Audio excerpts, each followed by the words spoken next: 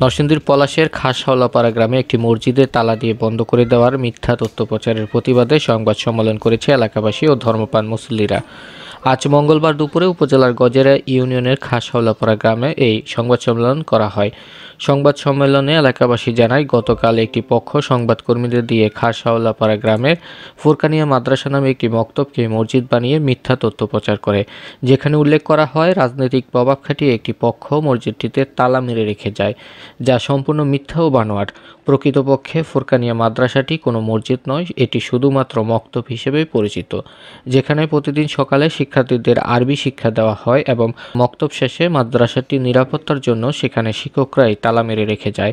সংবাদ সম্মেলনে এলাকার মুসল্লিরা আরও জানায়, 2016 সাল থেকে সামাজিক মসজিদ হিসেবে খাসহাওলাপাড়া গ্রামে একমাত্র খাসহাওলা বাইতুল মামুর জামে মসজিদটিতেই ওই গ্রামের মুসল্লিরা নামাজ আদায় করছেন। সংবাদ সম্মেলনে বাইতুল মামুর জামে মসজিদ কমিটির সাধারণ সম্পাদক রমজান মিয়া, মসজিদটির ইমাম হাফেজ মোহাম্মদ জহিরুল হক সাইম সহ এলাকার ধর্মপ্রাণ মুসল্লিরা উপস্থিত ছিলেন। এটাকে কেন্দ্র করে আজকের এই মিথ্যা সংবাদ পরিবেশন করেছে একজন স্বার্থান্বেষী মহল, এবং সেটা হলো যে 2000 সালে আমাদের সেই জায়গাটা ফুরকানিয়া মাদ্রাসার উদ্দেশ্যে মরহুম আব্দুল বারেক মিয়া পলাশ থানা সাব রেজিস্ট্রি মূলে 276 নম্বর দলিল মূলে সেটাকে ফুরকানিয়া মাদ্রাসার নামে ওয়াকফ করে গেছেন।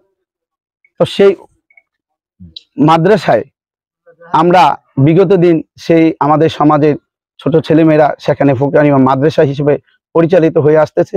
সেখানে তারা সকালবেলা কোরআন এবং হাদিসের আলোকে পড়াশোনা করতেছে, কিন্তু একটি স্বার্থান্বেষী মহল সেই ফুরকানিয়া মাদ্রাসাকে মসজিদে রূপান্তর করার জন্য তারা এই মিথ্যা সংবাদ পরিবেশন করছে।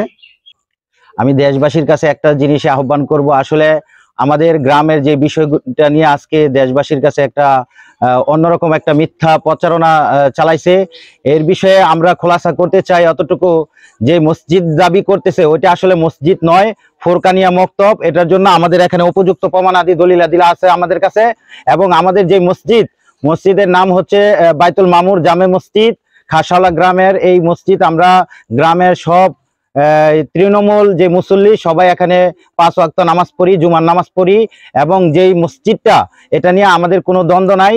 আর ফুরকানিয়া মক্তব আমাদের সন্তান, এলাকার সকল মানুষের সন্তানাদি এখানে মক্তব পড়ে। আমাদের হুজুর যে মক্তব এখানে পড়ায়, এবং আমাদের যে সিদ্ধান্তটা আমাদের এখানে বৈঠকে দিয়েছিলেন সেটা আমাদের পলাশের সর্বত্র বৃহত্তর একটা সংগঠন আল খিদমা ওলামা পরিষদের নেতৃবৃন্দ ওলামা একরাম এখানে থাইকা, যেহেতু এটা ধর্মীয় বিষয় এজন্য ওলামা একরাম এখানে থাইকা পরে এই বিষয়টা খোলাসা করে দিয়েছেন। কোরআন হাদিস মোতাবেক ওইটা মক্তবের জায়গা মক্তব, আর এটা হচ্ছে মসজিদ। এটা ওলামা একরাম কোরআন হাদিস ভিত্তিতে বলে দিয়ে গেছেন, এবং 5 গ্রামের লোকজন ছিল, গণ্যমান্য লোকজন, সবাই এই কথা বলে দেওয়ার পর আমরা গ্রামবাসী মাইনা নিছি, এবং ওনারাও এই কথা মাইনা নিছে।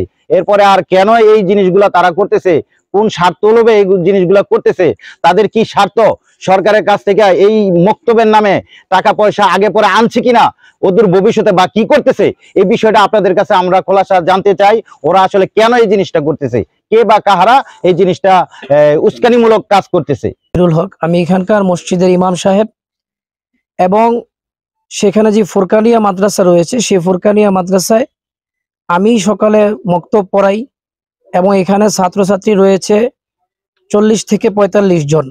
আমরা সামাজিকভাবে কমিটির যারা আছেন সকলে মিলে সিদ্ধান্ত গ্রহণ করলাম যে ওটা যেহেতু মাদ্রাসা, আর মাদ্রাসার যেহেতু প্রয়োজনীয় জিনিসপত্র রয়েছে, হ্যাঁ, আইপিএস রয়েছে, মাইকের মেশিন রয়েছে, আরো আনুষঙ্গিক আসবাবপত্র রয়েছে, তো সেগুলো যেন চুরি না হয়ে যায়, সেজন্য আমরা কি করলাম, নিরাপত্তার জন্য সেটাকে আমরা তালা মেরে দিলাম।